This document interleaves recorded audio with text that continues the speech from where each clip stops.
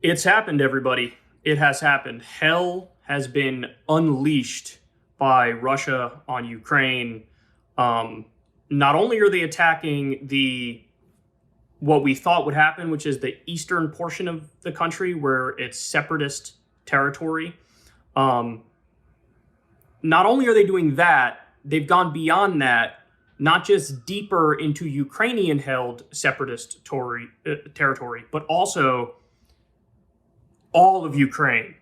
So let me give everybody the updates. Bear with me here. This might take a while. We're going to go through all of the events as they unfolded. Breaking: Putin orders military operation in eastern Ukraine. So this was at 9:50 p.m. last night. Breaking: Putin calls on Ukrainian service members to lay down their arms and go home. So he gave a very, very ominous speech where all this stuff was laid out. He also had a very cryptic line about if anybody else gets involved, you'll have consequences the likes of which you've never seen before.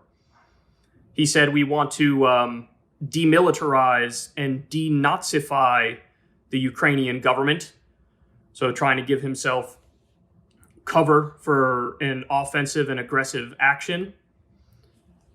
Conflict News says, right now, Russian President Putin is delivering emergency address. Quote, "This is the red line that I have spoken of many times. They have crossed it." New statement from Biden. President Putin has chosen a premeditated war that will bring a catastrophic loss of life and human suffering. Russia alone is responsible for the death and destruction this attack will bring. So I'll read you the entire statement. Statement by President Biden on Russia's unprovoked and unjustified attacks on Ukraine. The prayers of the entire world are with the people of Ukraine tonight as they suffer an unprovoked and unjustified attack by Russian military forces. President Putin has chosen a premeditated war that will bring a catastrophic loss of life and human suffering. Russia alone is responsible for the death and destruction this attack will bring, and the United States and its allies and partners will respond in a united and decisive way. The world will hold Russia accountable. I will be monitoring the situation from the White House this evening and will continue to get regular updates from my national security team. Tomorrow I will meet with my G7 counterparts in the morning and then speak to the American people to announce the further consequences the United States and our allies and partners will impose on Russia for this needless act of aggression against Ukraine and global peace and security. We will also coordinate with our NATO allies to ensure a strong, united response that deters any aggression against the alliance. Tonight, Jill and I are praying for the brave and proud people of Ukraine. So as we go on, we'll talk about what might happen in the fallout to this attack, what the retaliation from the United States will be, and then what Russia might do as a response to the retaliation. So let's continue here. Key Ukrainian government websites are down following a series of cyber attacks. U.S. officials had warned a hack could accompany Russian military action. So they launched, a full-scale cyber attack against the country as they moved in on targets. Again, not just in eastern Ukraine, not just in Ukrainian-held portions of eastern Ukraine, but around the whole country, including the capital of Kyiv, which is a move that is above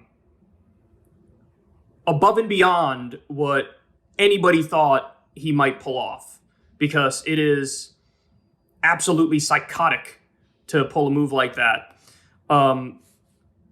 Now, this is really something here. Russian state TV is now following up on Putin's speech with a graphic diagramming of territorial gifts to Ukraine from Russian czars Stalin, Lenin, and Khrushchev. The yellow bit in the middle is labeled Ukraine. So here's why this is important. Here's why this, what's going on Russian TV is important here. What this shows you, again, I think in no uncertain terms, is that this is not just about NATO expansion. Because if it was just about NATO expansion, the only point being made by Vladimir Putin and by the Russian state TV outlets would be, hey man, this is purely defensive. It's all because of NATO expansion. We feel under threat.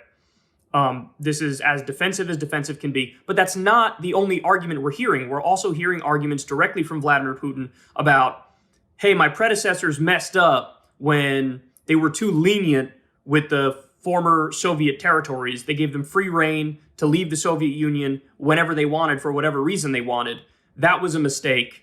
We built these countries up. We funded them. They're in debt to us. We share a culture with them. It's really ours. It's really mine. And so it's not just about being defensive from NATO. It is also about Russian imperial ambitions. And you don't have to take my word for it. Take the word of Vladimir Putin in his speech. The first half of his speech is about that, the speech he gave the other night. And now you see here on Russian TV, why are you showing this graphic? Unless the implication is, well, really, this is all ours. So that is not a good look, to say the least. Ukrainian ambassador in an emergency UN meeting last night. The Russian president declared a war. Should I play the video of your president? The Russian ambassador responded, this isn't called a war. This is called a special military operation. So honestly, as I listened to this, I thought of the United States and our imperialism, because Russia is doing the exact same thing that the United States does. As we do offensive military action, we pretend like it's purely defensive, or we pretend like it's not even a war, it's a limited targeted strike, or we come up with all these Orwellian terms. That's exactly what Russia's doing. So I would implore leftists, if you oppose U.S. imperialism and U.S. aggression, and you understand all the trickery and deceit that goes into the language around what we do, for the love of God, say the exact same thing about Russia here, because what Russia is aggression, and it is imperialism, and they won't even call it what it is, which is obviously a war. Let's continue. Trump went on TV and talked about this. Aaron Rupar says here, oh my God, after Ingram mentions that Russian forces are reportedly engaged in an amphibious attack, Trump says, you told me about the amphibious attack by Americans. You shouldn't be saying that. They should do that secretly. Quote, no, that was the Russians. Ingram corrects him. So, I mean, this is... he thought Americans were attacking Russians? If that was the case, we would quite literally be in World War III, and the nukes would already be in the air, and there would be global annihilation currently happening. Trump thought that the U.S.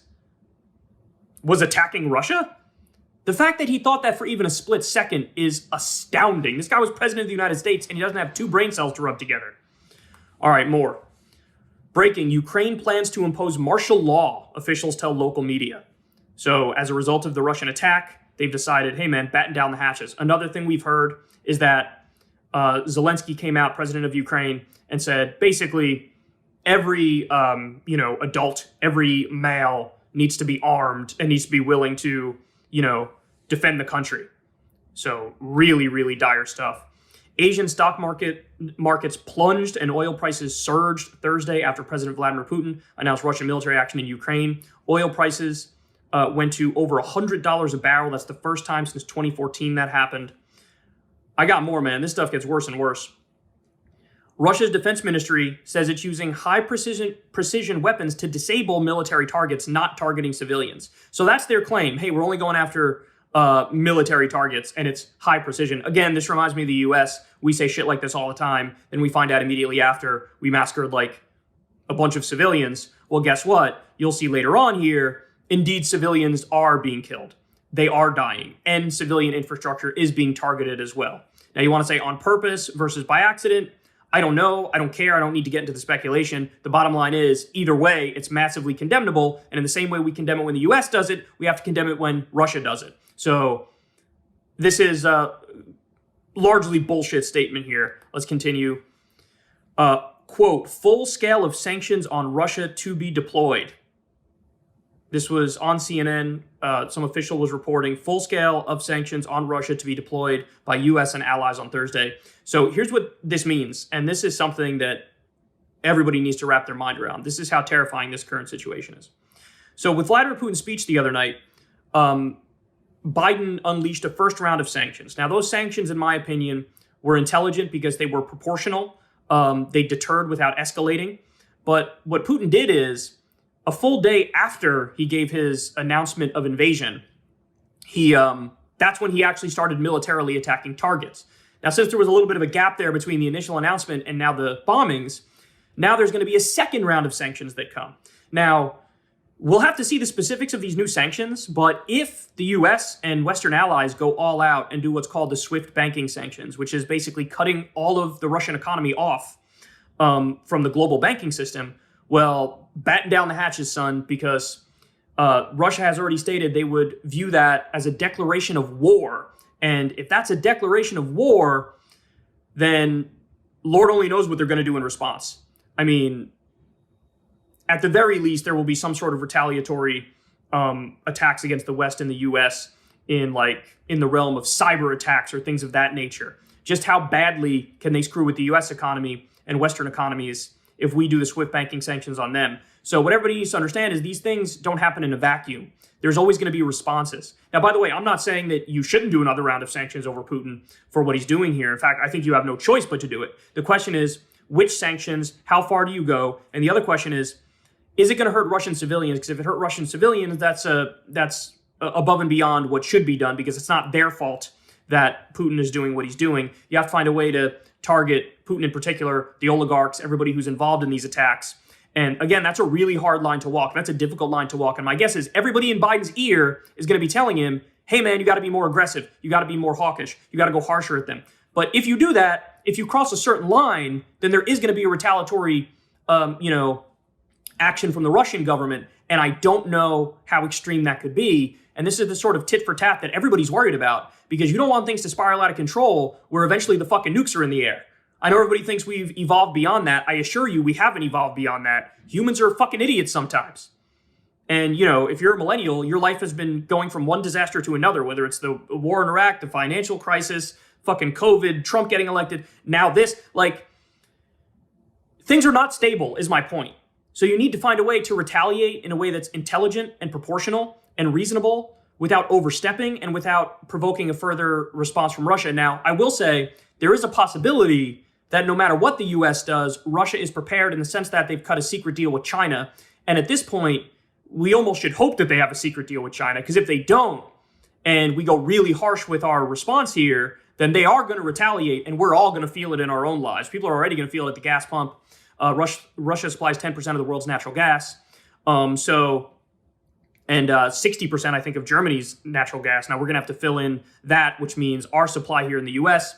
is going to be limited, which means prices are going to go up. So there are going to be impacts. It's not just going to be gas prices, but cross your fingers and hope it is just gas prices, because I shudder at the thought of what can happen in retaliation if the types of sanctions we do are viewed as an act of war from Russia. It's getting really scary. I'll tell you guys that much. Next, an aerial view of the traffic leaving Kyiv. You guys can see here. I'm not going to play the video. I don't want to get copyrighted, but you guys can see here the traffic was absurd for understandable reasons. Breaking, Ukraine's military says 5 enemy planes and a helicopter shot down in country's east. So, look, they have to defend their country, and that's what they're doing. But at the same time, I guarantee you Putin's going to use this for further fuel to do even more aggressive and hawkish and military actions against Ukraine. God help us all, man. It's spiraling out of control. Now, this is crazy. Updated map of Russian attacks across Ukraine. Look at this. Look at this. So the original speculation was this area over here, the far eastern part that's separatist controlled. Okay, Putin will militarily take over that part. That's what he did when he invaded last night, is they went into this part of the country. But there's an area that's Luhansk and Donetsk that's Ukrainian controlled, but Putin is still claiming. So I thought the initial fighting was going to start right along this border here. It turns out they did a full-scale attack, man. They were attacking stuff all across the country. I mean, they were attacking stuff in regions I didn't even know they had fucking access to, like over here in the far western portion of the country. They went after Kyiv, the capital city. I mean, this is brazen. This is bold. This is, an escalation that is absolutely mind-boggling. Breaking, Moscow Stock Exchange continues to plummet, down more than 45%. So the Russian economy is absolutely tanking. Zelensky said, the military is engaged in heavy fighting, fending off attacks. The enemy has sustained heavy casualties. We are issuing arms to all those capable of defending our sovereignty. We have injured among the military and need blood. Please become donors. So there are going to be heavy casualties on both sides of this. There's no doubt about it. And we're already seeing reports of that leak in. half of Russians believe it is right to use military force to keep Ukraine out of NATO. So I'm actually surprised at how low that number is, because given the endless propaganda and the national pride and the nationalism, I thought that number would have been much higher. So the fact that it's 50% shows me at least there's some resistance to what Putin is doing from within his country. Now, granted, it's an authoritarian country, so if you protest against it, he could just jail you or disappear you. So I don't know if there's going to be some sort of bold anti-war movement in Russia, but there absolutely should be. There absolutely should be. And again, I just want to reiterate, we now know, based off Putin's speech, that this wasn't just about NATO. Look, don't get me wrong, guys. I would have never expanded NATO eastward in the first place. And I would have said, yeah, Ukraine is not NATO and they never will be in NATO. Okay, now what are you going to do, Vladimir Putin? Because if you give him what he claims is his nominal biggest concern, well then you neutralize him and you get the entire world on your side. And then if he continues to invade, you get to turn around and say, look, this wasn't about NATO. He just proved it. We gave him what he wanted and he still invaded anyway. So I don't think this is just about NATO now. I really do think he has imperial ambitions and he wants to pick off as much as he can of the former Soviet Union and just claim it for himself. And again, don't take my word for it. Look at the first half of his speech that he did the other day when he was declaring the invasion. He was very clear. He had a laundry list of grievances against Ukraine that had nothing to do with NATO. So I would have never expanded NATO eastward in the first place. It's possible that would have avoided the current situation that we're in. But honestly, given all the new evidence, I tend to doubt it. I tend to think he would have done this or something like this no matter what. All right, let's continue. 5 million people could be displaced. The Russian invasion of Ukraine will trigger one of the world's biggest ever refugee crises, the U.S. ambassador warns. That is absolutely insane. Vice World News. Beijing avoided joining the chorus of condemnation, refusing to describe the attacks on Ukraine as an invasion. A spokeswoman called on all parties to exercise restraint hours after Russia launched missile attacks on major cities in Ukraine. So, two things to take away from this. Number one, this is evidence they might have a secret deal to shore up the Russian economy when the entire world cracks down on the Russian economy. Thing number two is they're not saying anything that's a harsh condemnation because they got their eyes on Taiwan. They got their eyes on Taiwan. So, oof. Wow. A lot of bad news, folks. A lot of bad news, a lot of scary news. Let's continue. Breaking. Belgium immigration official says, quote, Russians are not welcome here, calls EU states to stop issuing visas. On this, I disagree with. It's not the fault of your average Russian citizen that Vladimir Putin is doing this. Some of them are hardcore nationalists and support what he's doing, but I just showed you the numbers. Only 50% said they wanted some sort of military action. 50% is really high, but that also means half the country might nominally be against this.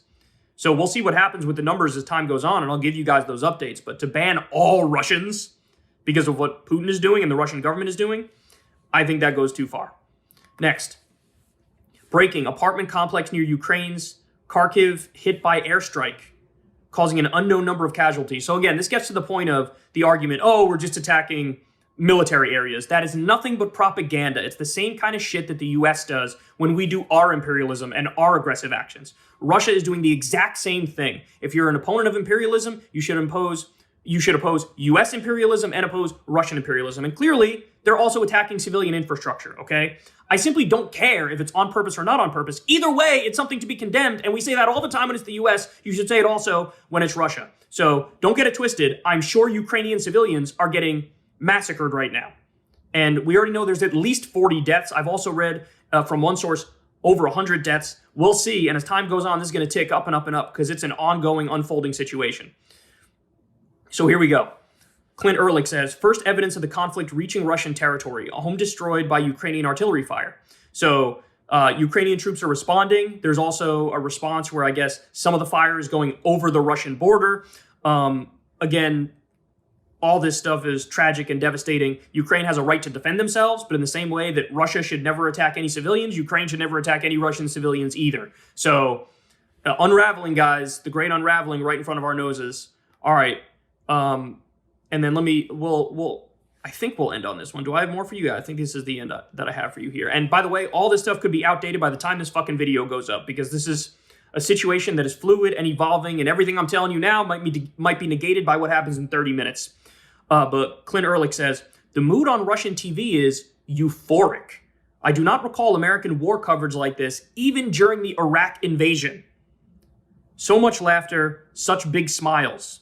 As someone who has tried hard to present the Russian perspective to Americans, I'm grossed out. Now, look, keep everything in perspective.